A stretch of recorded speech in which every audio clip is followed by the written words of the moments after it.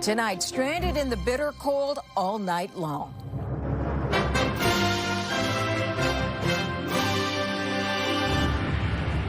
The harsh weather that made highways hazardous in Ontario. I ended up getting stuck there for just a little over 9 hours. What it took to get drivers to safety.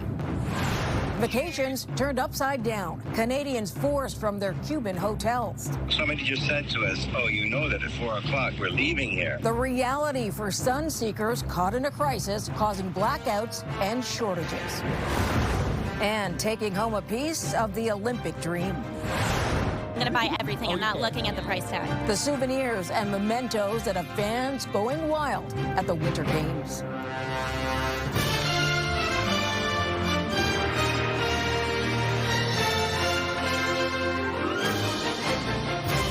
CTV National News with Heather Butts.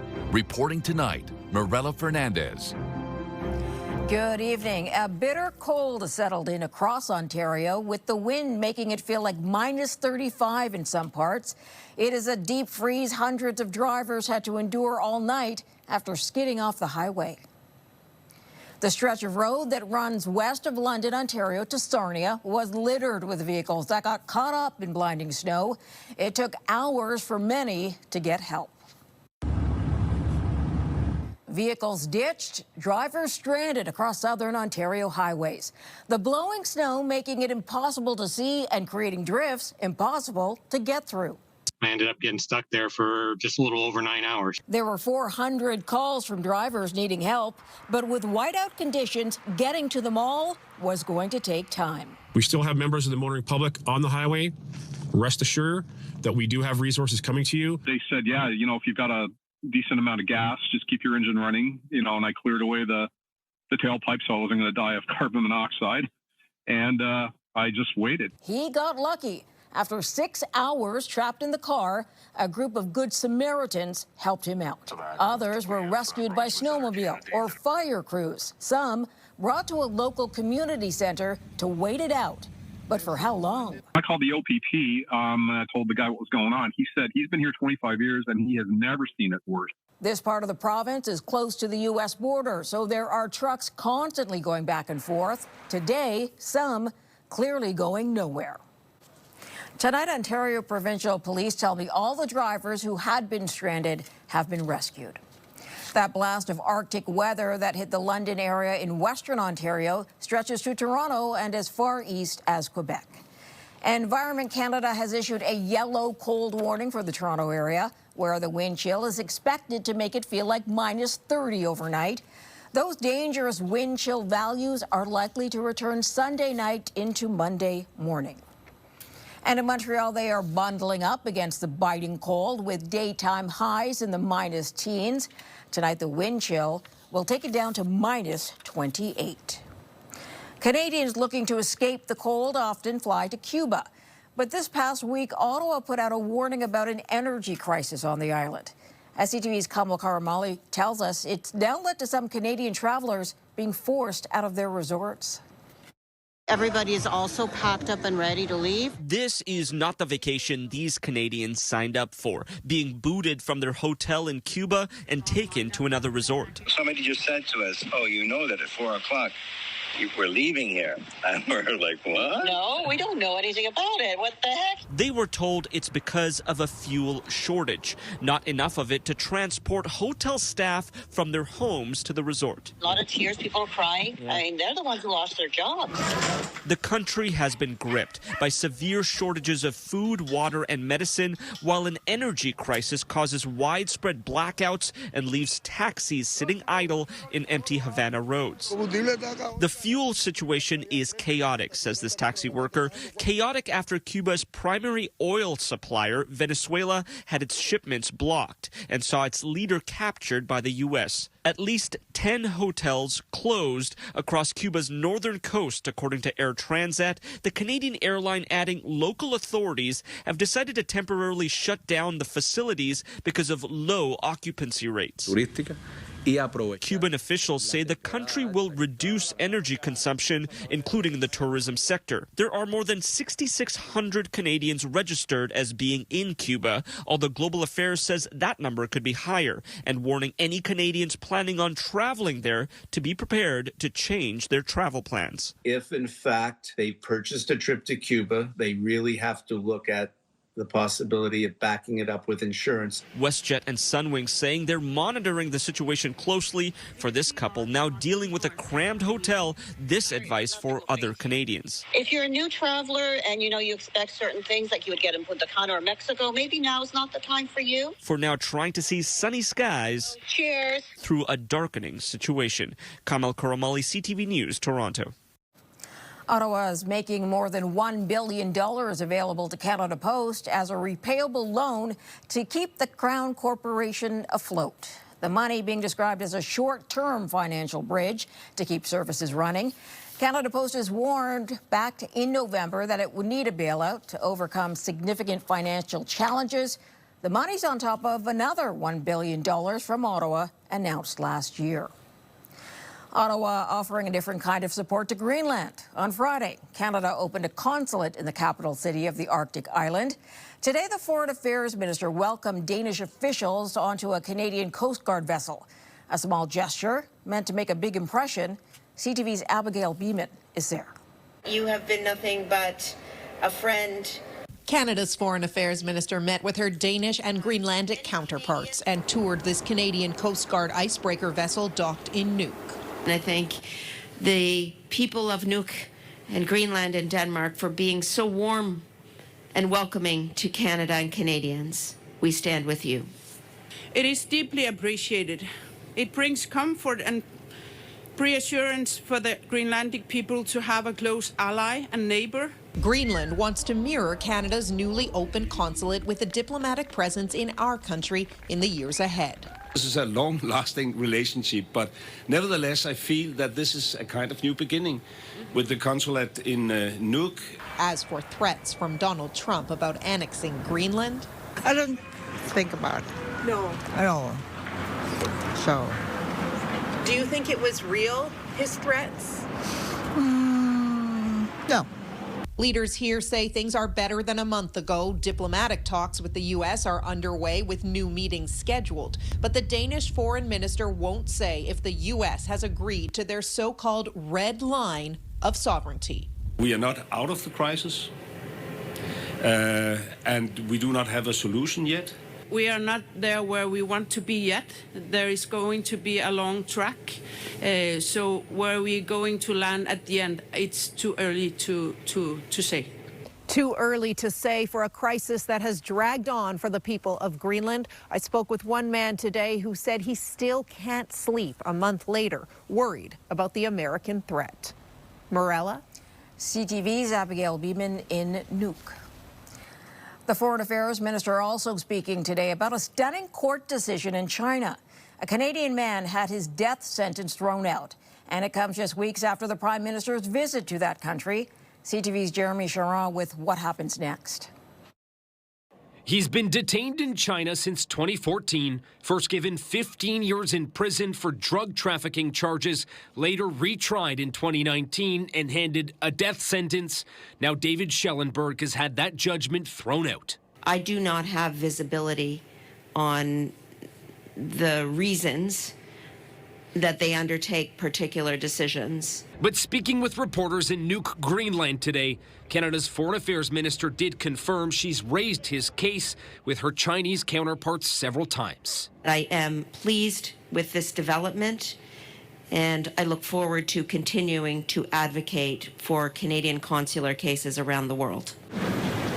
The ruling comes just weeks after Prime Minister Mark Carney visited China to boost trade ties with Asia's largest economy and bolster diplomatic relations. The first visit to Beijing from a sitting prime minister since 2017. This is exactly the kind of progress that we've been hoping for. And I think it's always hard to know whether Canadian diplomacy contributed to it. But I think it is a credit to the Canadian government that it continues to quietly raise consular cases like Mr. Schellenberg's. Schellenberg's 2019 retrial, resulting in that death sentence, came just a month after the arrest in Vancouver of Huawei executive Meng Wanzhou, which was followed by the detention of Michael Spavor and Michael Kovrig on espionage charges, which Ottawa condemned as retaliation. I think he was instrumentalized in that. But of course, it's not possible to prove that. This, I think, can be taken as a positive signal that China now wants relations with Canada to move on to a smoother track. Schellenberg has denied any wrongdoing. His case is now in the hands of the Supreme People's Court, China's highest judicial body, which struck down his death sentence. Morella?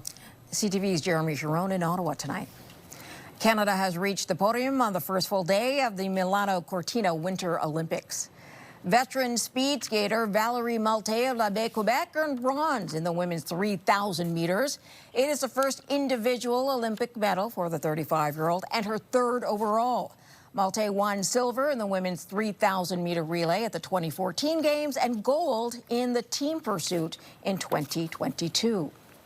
Canada's women's hockey team finally took to the ice today, shutting out Switzerland 4-0 in their opener after Thursday's game was postponed. CTV's Heather Butts in Milan with more on how the team stick-handled the schedule change. More eager than ever ahead of their first game, some of Canada's women's hockey team appeared unfazed their initial opener was postponed. A lot of the players had been through this when we were in Beijing with, we had to wear a N95 mask during one of our games. So a little adversity like this, I don't think it shakes us up too much. Canada and Finland were forced to reschedule when 4 members of the Finnish team got the norovirus. A case on the Swiss team confirmed 2 days later. Officials are confident it's contained. 1 case in the Swiss team, but let's be very clear, no outbreak. And those cases came with symptoms.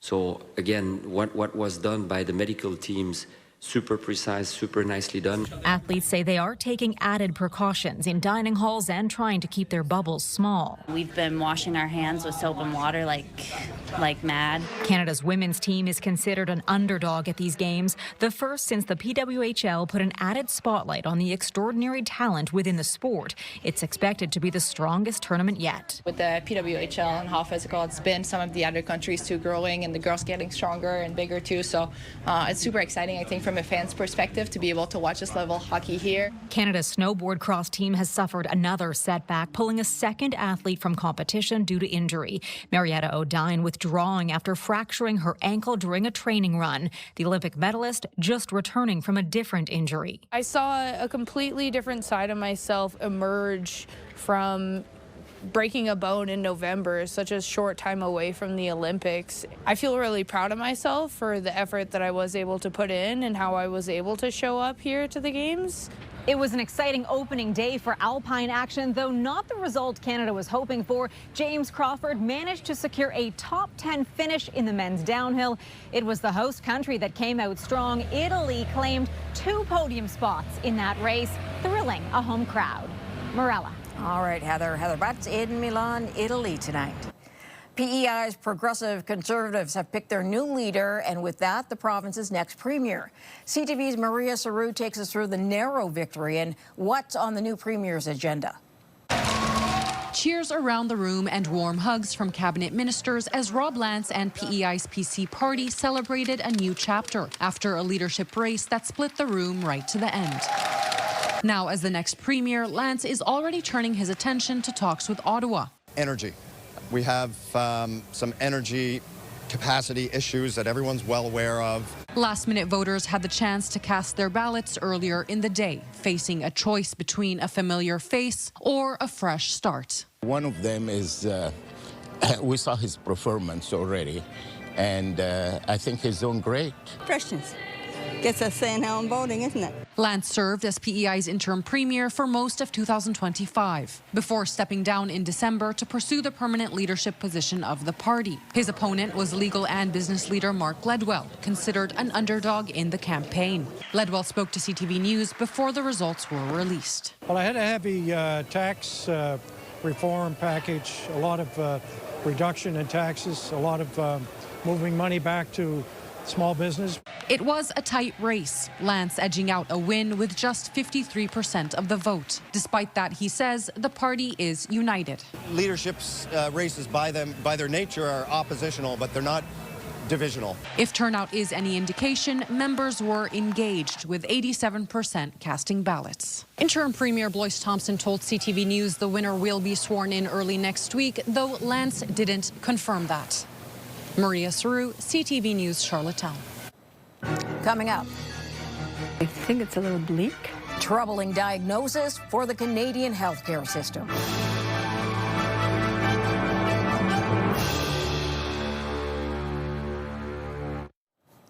Canada's healthcare system used to be a source of pride, but now half of Canadians say they either don't have or aren't able to access a family doctor. And trying to get treated for a more serious issue, well, that seems to be even more challenging. CTV's Andrew Johnson has more. Kirsten Ebsen has loved reading her entire life. At almost 80, after multiple health scares, it's a life she feels grateful to still be living. I've had cancer 3 times in the last 10 years. 3 cancer operations. I was lucky that each time it was stage 1. Both my sisters died from cancer. The Vancouver senior is regularly monitored by specialists, but she's struggled to find a family doctor she's comfortable with. I really don't want to stay with him. I don't think he likes treating older women. That's my impression. He really doesn't care. She's scared to lose him just the same, in a country where having a family doctor for many is now a luxury. I think it's a little bleak. That's backed up by new data from the Angus Reid Institute, showing half of Canadians now report they have difficulty accessing their family doctor, or they don't even have one. That's up 25% over a decade ago. And it's not for lack of throwing money at the problem. Since 2015, spending on healthcare in Canada has nearly doubled. Canadian taxpayers have spent billions and billions of dollars in their communities trying to ameliorate this, trying to improve access. And what we find after 10 years is access is actually worse. Curl points to roadblocks like recruitment problems, modern doctors wanting more work-life balance, and the aging population. This is the age of the baby boomer who has grown up feeling great their whole lives, who are now in their 70s, some of them are in their 80s, who have increasingly complex healthcare needs. People like Kirsten Ebsen. I'd like to live as long as I can, as long as I'm still able to be somehow useful. And she's hoping the healthcare system won't let her down. Andrew Johnson, CTV News, Vancouver. Still ahead, stopping the spread. The illness passed, but the risk remains. A mother's warning next.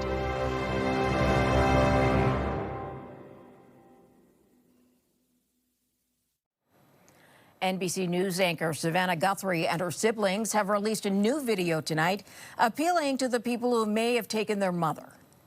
We beg you now to return our mother to us so that we can celebrate with her. This is the only way we will have peace. This is very valuable to us, and we will pay.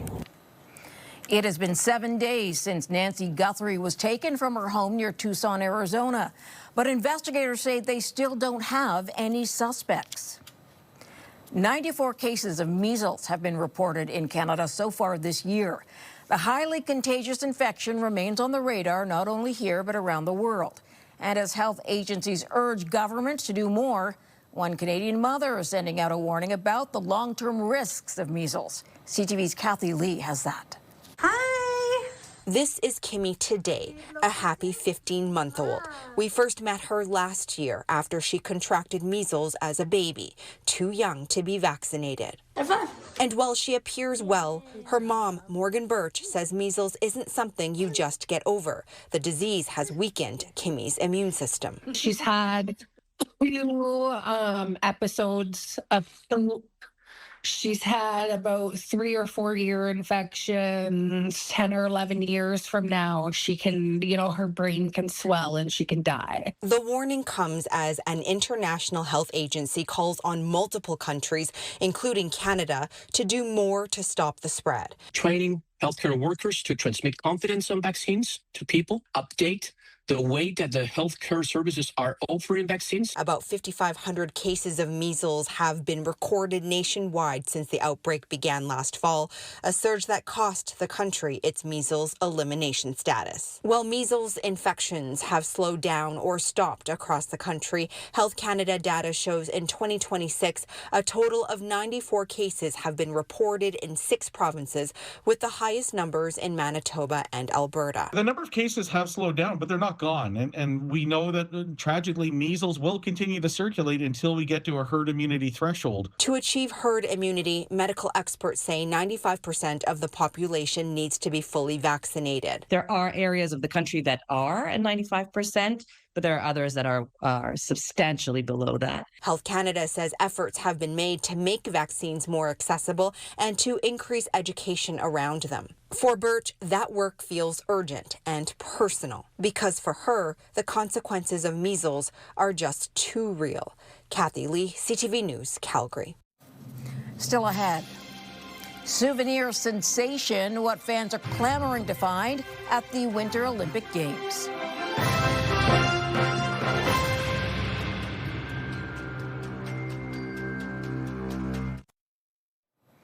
The Winter Games are well underway in northern Italy, with athletes from around the world competing for a chance to take home some hardware. And fans in Milan are lining up for a chance to take home some Olympic souvenirs of their own. CTV's Garrett Berry met with some of those eager shoppers to check out the goods. It's hard to outshine the towering Duomo di Milano, but this morning in Milan Central Square, these massive lineups pointed elsewhere. I don't know. It's different. Nobody else is going to have one back in Atlanta. I don't know. How's that look? Maybe it's the Olympic spirit sweeping through the desire for official Olympic souvenirs, and particularly mascots Tina and Milo has visitors opening their wallets by the hundreds. Both of them tell a story. Like, this is for the Paralympics, the white one for the Olympics. So I think it's worth the money. Even a satellite small location down the road saw lineups close to 30 minutes pouring out into the street. This is my first Olympics, actually, so I've been watching the Olympics since I was a little kid. So it's fun to finally have adult money and spend it on doing stuff that I want to do when I was a kid. You never quite know who you will find in line. Perhaps Italian siblings and torch relay runners Sofia and Leonardo Colobianchi. I love it. My mom bought it for us. Our mom bought it for us, and I have it in my room in Verona. Despite the lineup to get inside and the wait at the cash register and the cost of some of these items, most of the shoppers that I've spoken to today say this is a once-in-a-lifetime opportunity to grab some souvenirs. Are they steep? I don't know. I'm going to buy everything. I'm not looking at the price tag. Okay, so tell me about that. Why is it so valuable to you? It's a once in a lifetime. Yeah. I don't know if I'll ever come back to the Olympics. Right. A few minutes later, here is the haul. The shirt, the hat, the little guy, and then my husband got a bunch of stuff. Right. So our bill was $250, but it's a deal. They say money well spent to be part of this experience in Milan. Garrett Berry, CTV News, Milan. That's a wrap on the day for all of us here at CTV National News. Thanks for watching. Good night.